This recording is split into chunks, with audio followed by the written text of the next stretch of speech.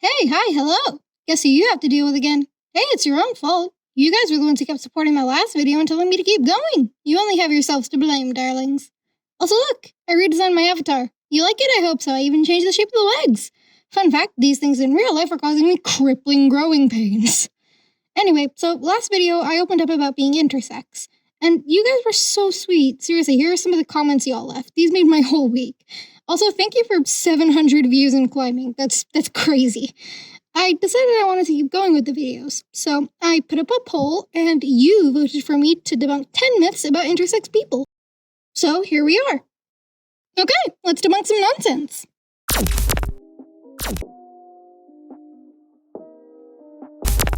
Intersex people are super rare. So this is the one I hear the most. And honestly, I get it. We don't get talked about a lot, and we don't get represented in the media the same way other minorities do nowadays. Most people learn the word intersex from, a Reddit post. So you'd think we'd be rare, right? 1 in a million unicorn rare? Yeah, no. Try 1.7% of the population. Which doesn't sound like a lot until I tell you that that's about the same percentage as people with red hair. And some estimates even bump us up to 2%, depending on which variations they count.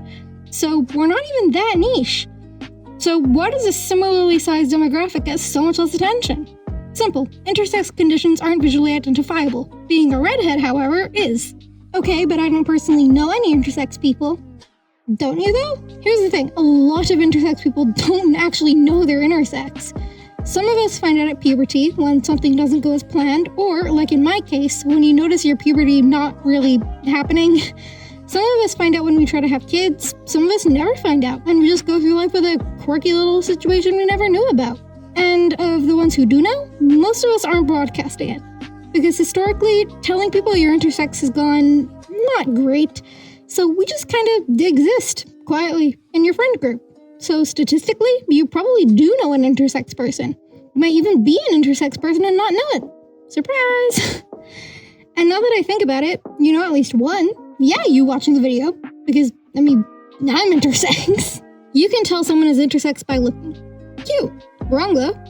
Like I said, most intersex people are completely indistinguishable from non-intersex people when walking down the street. Because being intersex doesn't mean what a lot of people think it means. There are over 40 different variations that fall under the intersex umbrella. 40! And most of them have nothing to do with what someone looks like on the outside. Some are chromosomal, like Turner syndrome. Hi, that's me. I have 1 X chromosome instead of 2. But you wouldn't know that unless I told you.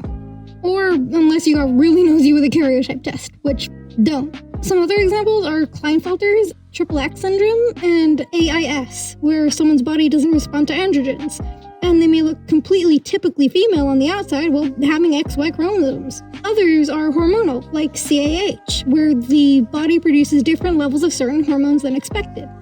Some involve external differences, but even then, those are often very subtle and often something only the person and their doctor would ever know about. So, no, you cannot tell. We're not a vibe, we're not a look, we're not an aesthetic, we're a giant, weird, beautiful umbrella of weird biological variation. It's a new thing, a phase, it's trendy, it's those blue-haired libs. Yeah, tell that to my chromosomes, babe. This idea that intersex people are some kind of new trend is genuinely funny to me, because intersex people have been documented throughout all of recorded history.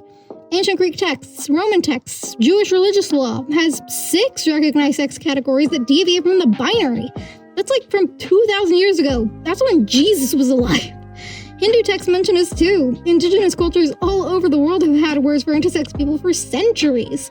We're not a TikTok trend, and we didn't come out in 2020 as a limited edition release. These chromosomes have been here since I was a single cell, honey. Intersex is a gender. Okay. Time for the sex versus gender section. Sex and gender are not the same thing. I know, shocking, revolutionary, someone alert the media.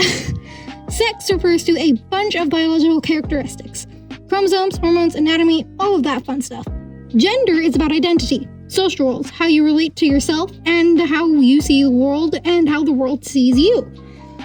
Being intersex is about sex characteristics. So intersex isn't a gender at all. Intersex people can be any gender. Men, women, non-binary, gender fluid, agender, literally whatever. So no, intersex isn't a gender.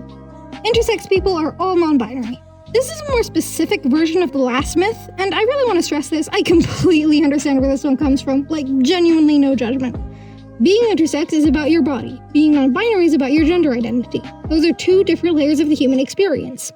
Lots of intersex people are non-binary. Lots of intersex people are not non-binary. I, for example, am not non-binary. I use they/them pronouns online, but that's just my preference. And in real life, I go by a different set of pronouns. Intersex people don't face real discrimination.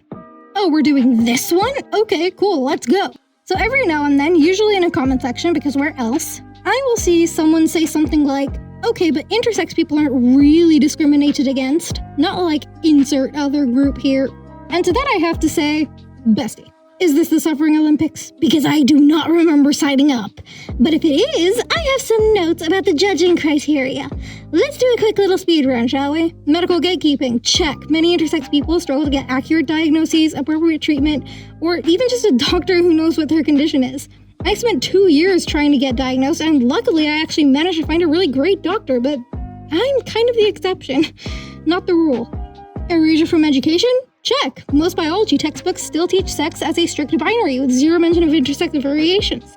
So the general public doesn't even know we exist, which makes it very hard to advocate for ourselves. Look, I'm not here to play who has it worse. That's not productive, and it's not the point. The point is this: discrimination isn't a pie. Someone else having struggles doesn't cancel out yours. We can all have a terrible time simultaneously, okay? Cool, moving on. Intersex people are/aren't LGBTQ. This one is spicy, and I need everyone to put their pitchforks down for just like 2 minutes while I explain. So here's the deal. Some intersex people enthusiastically identify as part of the LGBTQ+ community. They feel a strong sense of belonging there, and they find community there, and that's great, that's awesome, that's valid. Other intersex people, and I'm kind of in this camp, with my transition specifically, feel like their intersex condition has nothing to do with their gender identity or sexuality. It's a medical thing, a chromosomal thing, and lumping it in with the LGBTQ+ stuff, while well-intentioned, can sometimes reduce us to nothing more than a rhetorical device. Both of these positions are valid, and that's the whole point. The correct term is hermaphrodite.